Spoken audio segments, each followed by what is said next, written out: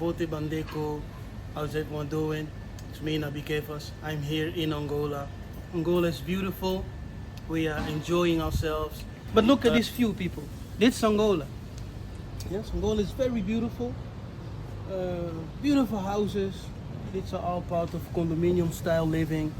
As you can see, a lot of spaces. Yes, beautiful trees. Angola still have many work to do.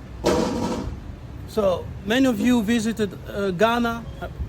Some are trying to visit Ghana. Some are planning to visit Ghana. But you can also consider Angola. Come and visit Angola. Visit Angola with us. I'm here with my brother, and we're gonna do big things here in Angola. That's our mission. So for now, we are enjoying. We're putting things in order.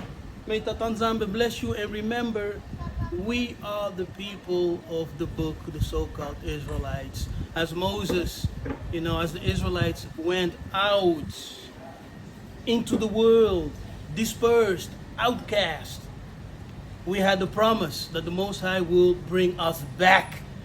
And He has done it. We're here. Ingeta. Nzamba kubenisha. I'm Nabi Kefas. See you soon.